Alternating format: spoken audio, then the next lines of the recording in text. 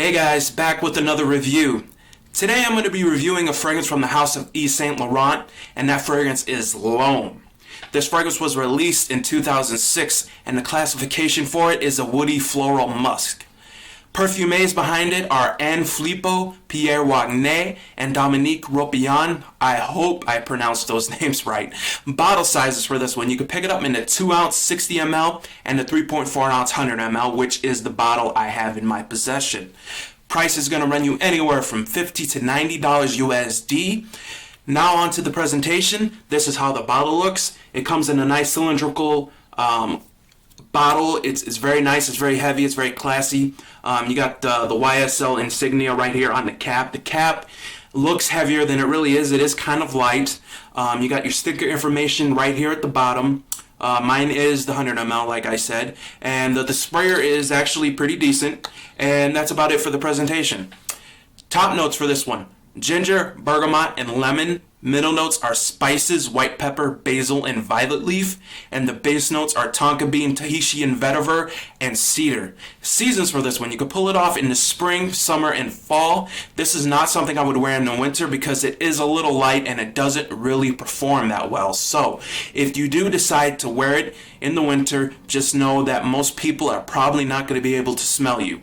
As far as this fragrance goes, and as far as the notes in this and what you really get out of it, or at least what I get out of it, I get nothing but ginger for the first hour. It's just ginger, ginger, and ginger. And you know what? It smells really nice. I can't really complain about that. Like I said in one of my previous videos, I'm a huge fan of ginger, and I love the ginger note in this one.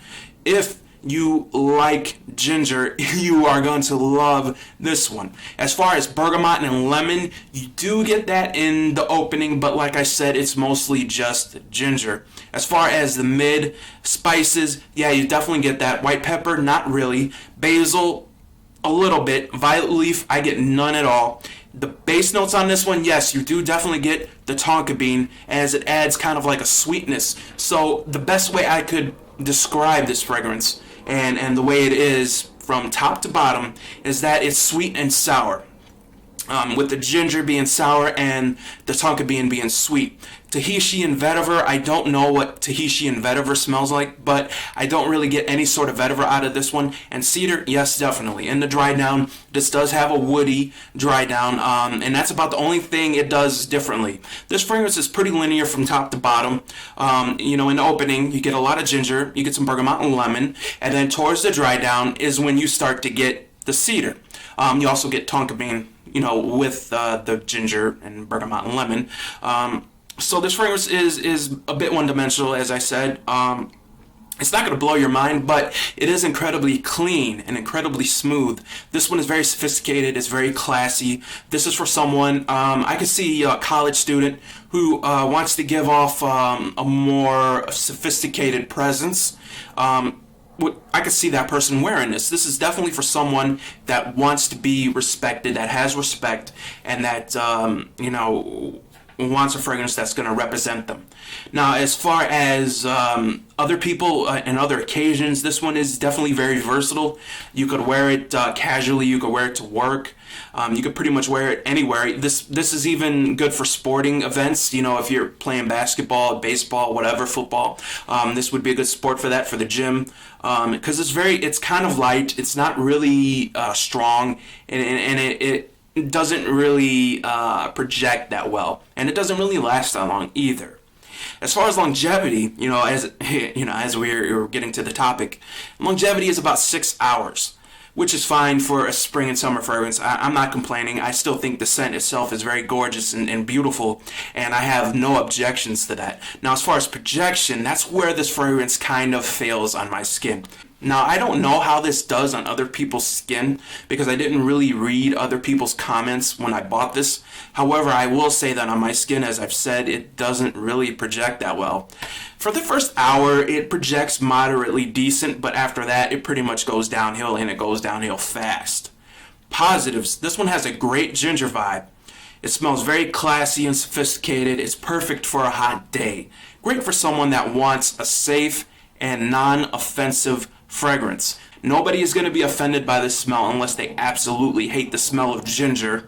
Well, then they'll probably not like this one very well. Negatives. This one is kind of synthetic. It's not very natural smelling, and I'm not saying it's super synthetic or that it's even noticeably synthetic to the average person, but to me, I can kind of notice that it is a little synthetic, and the performance definitely leaves something to be desired. So, with that being said, let's go on to the ratings. For smell, I give this one a 9 out of 10. It has a great smell. The only reason why I knocked off a point was because it is a little synthetic. Longevity, 7 out of 10. Pretty average longevity. It's okay for a summer scent. I can't really complain because if I compared this to a winter scent, that just wouldn't be fair. As far as projection, 6 out of 10. This one could definitely project a little bit better. I think they should have put a little more time into the performance. I know this one has a new flanker called L'Homme Intense, the Eau de Parfum.